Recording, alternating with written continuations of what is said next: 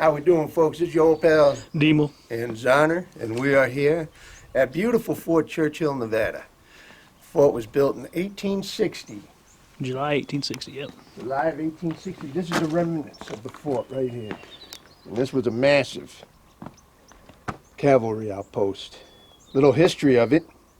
Following Indian raids on the way stations along the overland trail in early 1860, the federal government made plans to construct a fort at some point along the Carson River.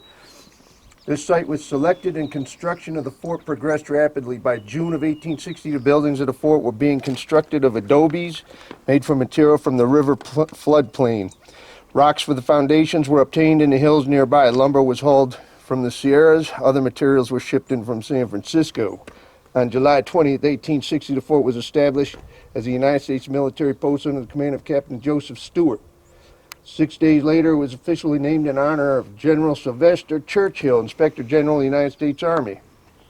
In addition to providing protection from Indian raids on the overland trail, soldiers from the fort were an important factor in preserving Union allegiance in Nevada and California during the Civil War. Less than a decade later, the fort had served its purpose. By January 1870, it was all but abandoned. Buildings were auctioned off and stripped of timbers and roofing, leaving only the adobe walls as reminders of Fort Churchill's brief but important history. Yep. There you have it. This is explaining what the buildings are. Laundress's quarters, magazine, hospital. So basically, that one right there, that's the laundress's quarters. Uh-huh. And there's the hospital right behind it. Yeah, right there. The magazine is way back there. Way back there. And guardhouse, subsistence store, quartermaster's store, post headquarters, soldiers' barracks. It's all these little barracks along through here. And then the officers' quarters with those nice, big, comfortable barracks over there, just like always for the pampered officers.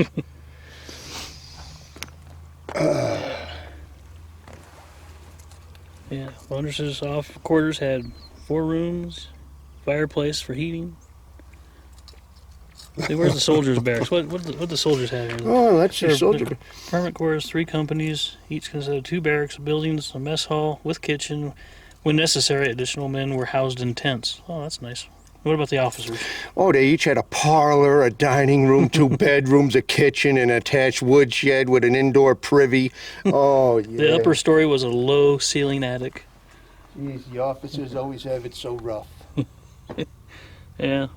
The poor soldiers, overflow was in the tents while they had to hike God knows how far to the privy. All through these hills. Yeah.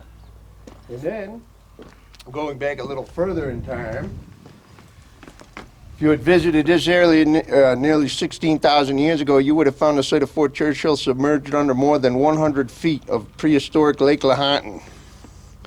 There's a map. It stretched all the way up into Oregon, California. Yeah, that'd be Honey Lake, Susanville area. Yep. Winnemucca. And right now we would be boop, right there. Right there. Dayton would be right over here. So yeah, we were underwater too. Yes, yeah. I'm sure it would have been quite refreshing. If I'm not mistaken, I think the deepest spot of that ancient lake was 940 feet. It was up at Pyramid, right? Yeah, Pyramid Lake would be the deepest spot currently. And that's all that's left, Pyramid and Walker. All right, well, we're going to take you on a little tour around here in honor of Veterans Day, which is coming up here in a couple of days. Me and Demo both being veterans. Yeah, why not? Why not? Why not thank our fellow veterans out there from all branches, including the officers. Including them. Shall we have a look, sir? Yep, let's go ahead and see what we got out here. All right, brother. All right, everybody. Well, this right here is the commander's office. It was a 2-room building, served as administrative headquarters and courtroom for Fort Churchill. Small, the office would include everything necessary for an officer in charge to conduct his business and communicate beyond the fort. The office served as a stop for the Pony Express also and housed the telegraph to help spread news of the major events across the country, including President Lincoln's election and the start of the Civil War and Nevada statehood. Came right through this building right here. And they've gone. I'm not supposed to go on that. I can't do it. Like I said, I watched this wall here come down years ago. My kids were real little. This wall collapsed while we were walking past it. Yeah, well, I say years ago, it didn't even look anything like this. So they're actually taking good care on. They are. They are.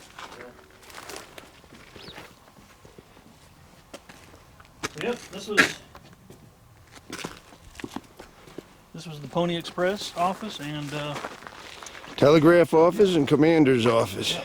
So, all right, let's head to the next one. Yeah, let's have a look-see here. I think these are all barracks.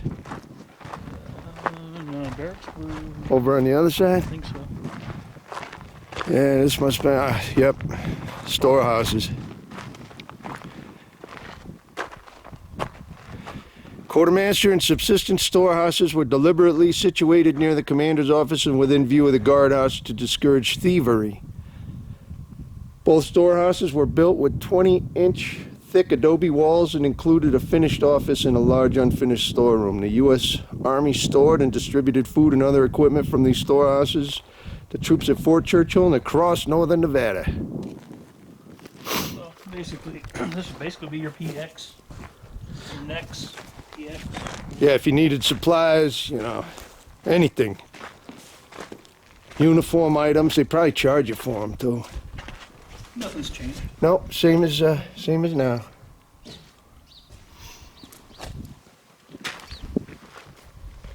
Apparently, they ain't got nothing in here no more. No more supplies. No, they're all out. Better go online, order it online.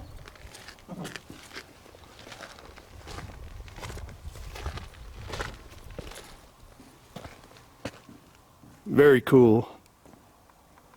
All right, let's keep on looking. All right, what you have here is the hospital. The hospital was distinctly L-shaped to include a kitchen, 3 small rooms, and a cellar. The exact number of patients the hospital could accommodate is unknown. Based on limited records, it seems likely there were 20 or fewer patients at one time.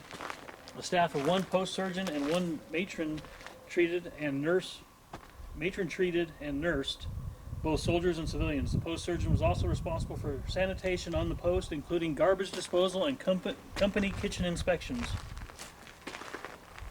To make sure stuff didn't get too nasty.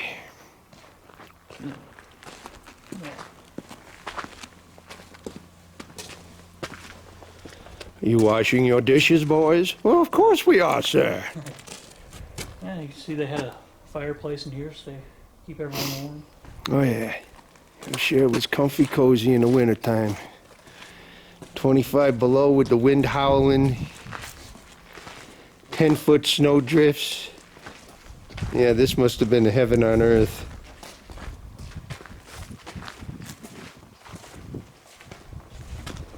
I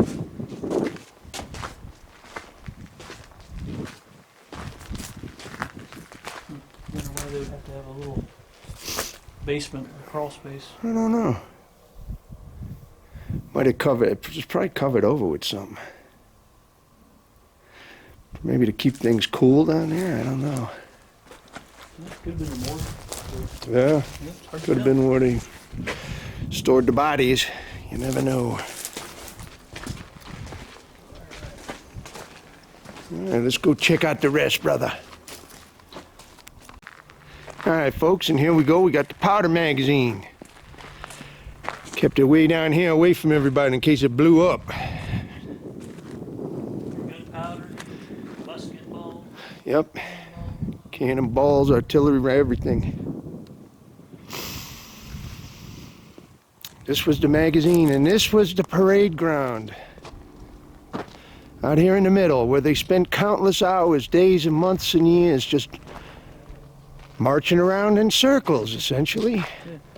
Well, and you could tell the people at the soldiers at Fort Churchill were literate because they had a magazine. Well, of course, they know how to read. Had a magazine.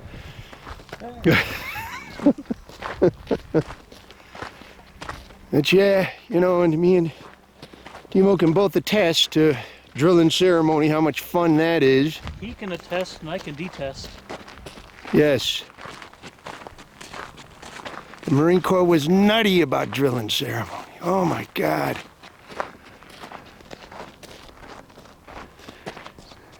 Because, you know, guess we didn't have anything better to do. All right, let's see what this guy is down here.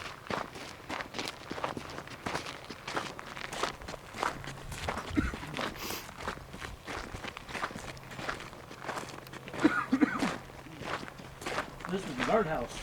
Oh yeah, I would have been in. Located in this location, isolated position, the south side of the grounds, construction of the guardhouse was completed in the spring of 1861. The building's 2 front rooms served as an office and as quarters for the guard on duty, while the cell block contained 7 by 4 foot cells. During the life of the fort, this building was held as assorted deserters, drunkards, brawlers, thieves, and other criminals. I guarantee I would have spent some time here. 7 by 4 foot cell. Guaranteed. And depending on what branch you were in, this would have been either the brig or the stockade. Since it's an army fort, it would have been a stockade. Stockade. Navy and Marine Corps would have been a brig. Yeah. We're gonna put you in the brig. Hey, sir, I'll be good. Can I come out now? Yeah, you can go march around in circles out there if you want, all day long. I'll stay here. After you get done raking it and getting rid of all the sagebrush. I'll stay here. I'm good. Yeah, I think I'd rather be in the brig too.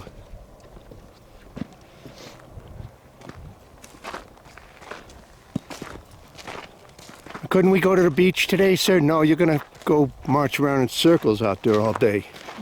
What about down the river, catch some fish? No, no. Circles. Circles. I told you circles. Circles. We're marching in circles today. There's a new thing we invented. It's called a flank. You're going to do a left flank, right flank. What if I flunked flank? Get the flunk out of here. Get the flunk out of here. All right, let's go over and check these buildings out. The finished fort. There you can see. There they are, all marching around in circles out there. And this would have been the guardhouse. That's the guardhouse. Stockade or whatever you want to call it. No known photographs of Fort Churchill from its period of operation exist today. That's because they were too busy marching around in circles over here. They didn't have time to take pictures. Knowledge of the fort's physical aspects is limited to written descriptions and one lithographic drawing. The drawing shown here depicts adobe buildings arranged in a square around a parade ground. Notice the absence of a defensive wall or barrier. Fort Churchill had no exterior wall since it was intended to be a regional base of operations and supply depot rather than a defensive post. And there you see it. Yeah, and up here you have your officers' quarters, Oh, your yeah. enlisted barracks with their tents in the With the background. tents, yep. You got And tents. then you have your, this was the hospital. Yep, storerooms. Yeah, storeroom. And then the telegraph, Pony Express station. Brig, powder mag. Yeah, powder mag. And Bakery over here, Yep. over in the corner. Corrals for the horses. good times. Oh, never a dull moment. Shall we continue, brother? Let's do it. Okay, and here we go. We've got the enlisted barracks.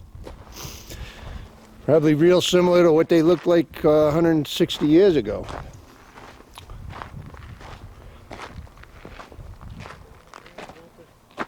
Yeah, more than likely you had, there's 1, 2, 3, 4, 5. So you probably had like headquarters, Alpha, Bravo, Charlie, Delta. There were probably like 25 guys per. And of course, that would more than likely would have been the headquarters right there. Headquarters platoon or company. Because it's kind of closer to the chopper. Yeah, you would have had Alpha, Bravo, Charlie, Delta platoons. Well, these guys were Cav. I believe they weren't infantry, were they? No, they were Cav Scouts. Or Cav, Yeah, they were Cav, so it would have been a troop. Alpha Troop, Bravo Troop. First platoon, second platoon, third platoon, fourth platoon, headquarters. More than likely, they didn't have NCO barracks at the time, so they were probably They probably just put a couple of NCOs in charge of each barracks. Living quarters for one company of approximately 100 men consisted of 3 buildings. Okay, so this we were a little on the wrong side. 2 barracks and a combined mess hall kitchen. October 1866 barracks were up, but only partially finished. And who remained? And would remain this way for years. Of course. Because they had tents. They had tents. They didn't. You don't need to work on them buildings. You got to march around in circles for the rest of the day. What are you talking about, barracks? Right there. For the enlisted men, life at Fort Churchill was isolated and unpleasant. They lived on dirt-floored barracks furnished with crude beds and chairs, ate meager diets of beef, salt pork, bread, and coffee, and performed manual labor for only $13 a month. Recreation was largely limited to fishing on the river or drinking and playing cards at the post store or Buckland Station. $13 a month. Ooh. Some things never change. Yeah. And then here's the old mess hall. And kitchen, or yeah, That's where you would have gone in to get your slop. they cooked it over there, hauled it over here. Or was there 2? There's 3 mess halls. I think there were, yeah, there was more. See if they got anything in the cupboards. Nope. Cupboards are bare. Yeah. Probably one big table everyone sat around. Yeah. Your mess sergeant sitting back here. Chomping on a cigar, playing cards. Try out more eggs, boys.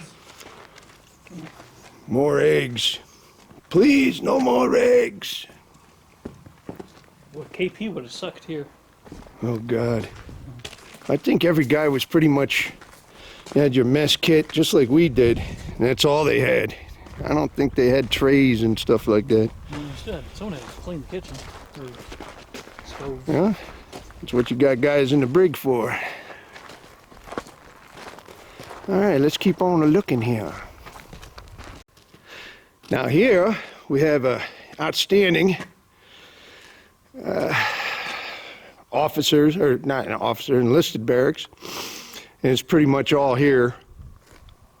And as you would see, it was 2 windows, 3 windows, a door where he's at.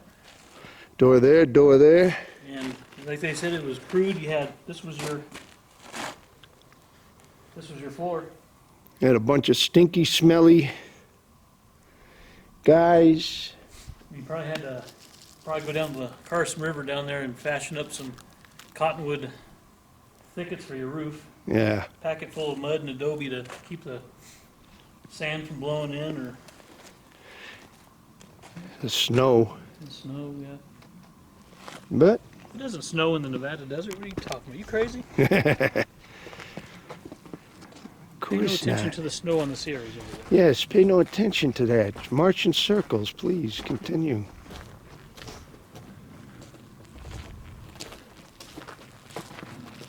And dun dun dun dun. Officers' quarters. We're going to head to them right now. All right, and here we have the officers' quarters. Officers and their families lived in 6 1.5-story buildings made of adobe walls 20 inches thick.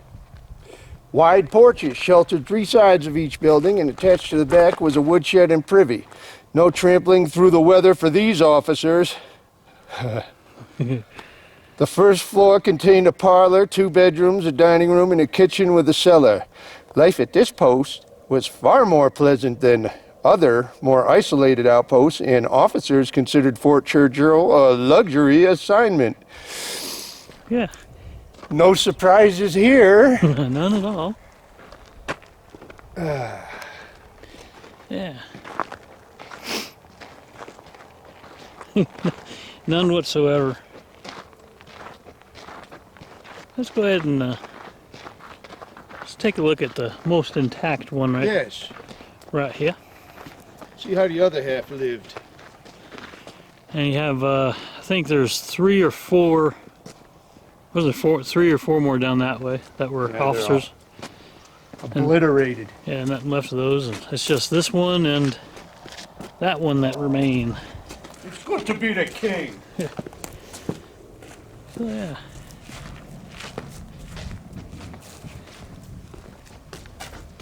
Well, my. How roomy. Oh, there's their cellar. Must have been a delightful experience for them. Quite roomy. Yes. And would they say the privy was out the back door? Yeah, I think it would all So it'd been right over here. would have been out here somewhere. Privy and a woodshed. Of course, they didn't split their own wood. Officers. No. They're much too genteel for that. Yeah, it's got to remember RHIP. Rank has its privileges. Yes, it does. Well, my great-grandfather, who was a World War I vet, always told me, Christopher, if you go in, please be an officer. They get the best of everything. And of course, you know, I didn't take his advice. Yeah. Almost looks like a Hollywood set. If you It ever does, sort of. A has that little too well made, but has that vibe though. All right, shall we go up and check out the visitor center? let's go. Let's do it. Field Artillery, the fall of 1864. Lieutenant Colonel Charles McDermott anxiously awaited the arrival of 3 mountain howitzers. What eventually arrived at Fort Churchill were 3-inch Army ordnance rifles. These field cannons boasted improved accuracy and range, but were considered useless for desert warfare because of their large size and unwieldiness. Just weeks after their arrival, the cannons were distributed to volunteer military units along the Comstock. In 1883, the Army declared one of the 3 cannons unserviceable and disposed of it. The other 2 embarked on a series of moves between Carson City and Reno. Finally, in August 1977, Nevada Division of State Parks acquired the cannons with the assistance of the Nevada Army National Guard. They were returned to Fort Churchill, and there they sit. Yep. The third one was unserviceable and scrapped. Yep. The other 2 were found somewhere floating around the state and returned. Oh, yeah. All right. I forget when we had to go up to Virginia City, in the basement of the county courthouse up there. They had brand new, both 3 Springfields. Yeah. Still in Cosmoline, still in the original boxes. We had to retrieve them and ship them back to the feds. Because 100 years later, they came looking for them. Imagine that. So if you think the feds ever forget anything, guess again. Pony Express. And yeah. Historic State Monument. 1967. All right, you gonna check inside? Let's take a look. All right, what do we got here? Welcome to Fort Churchill Historic State Monument. Old caisson, right? Carrying artillery. Put the rounds in the boxes and attach the cannons to the either side. I like how they say that. Please stay off the artillery. Please stay. It's not a toy. Please stay off the artillery. Yeah, of course, it's not a toy. Otherwise, we'll have you out walking around in circles out there for the rest of the day. So behave yourself.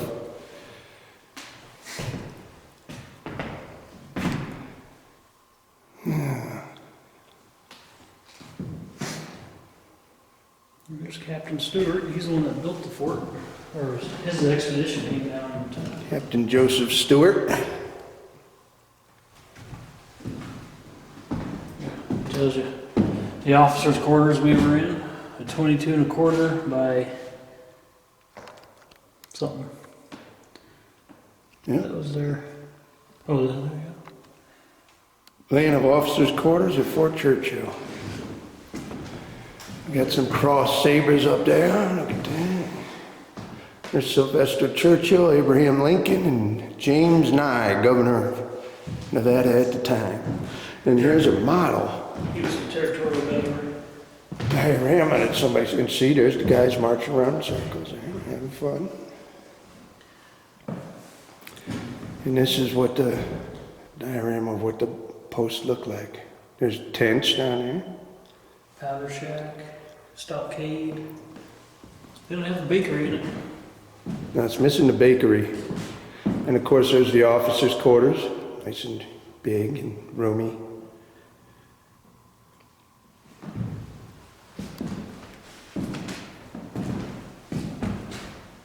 Post headquarters.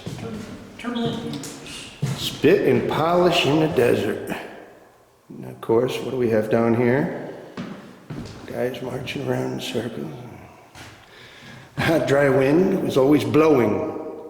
Little relief from the dust could be expected since it seldom rained.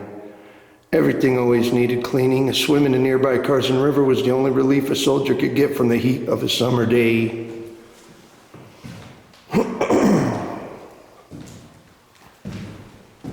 Virginia City, and turbulent years, quite turbulent. Some of the stuff they found: old belt buckles, bayonets, powder horn, cannonballs, artillery pieces, unit, forks, knives, canteen cup, canteen. I don't know what this thing here was. I would imagine that they would heat it up and spank you with it if you were naughty. I mean, I don't know. That was your toaster. Oh, was it the toaster? But you could spank people with it too if you needed to. Yeah, post headquarters. Look at that. Captain Stewart's traveling chest. One little guy's got a U.S. Marine Corps pistol sharpshooter badge on.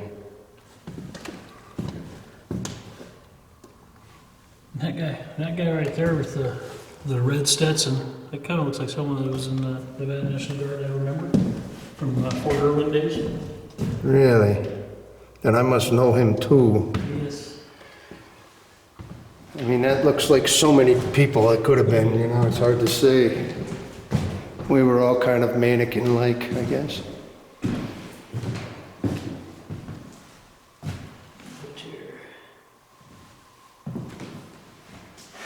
Decline, deactivation, and ruin.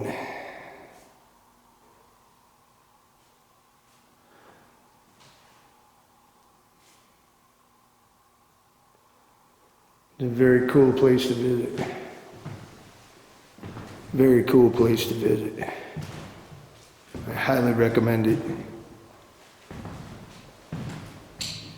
It's a piece of our history.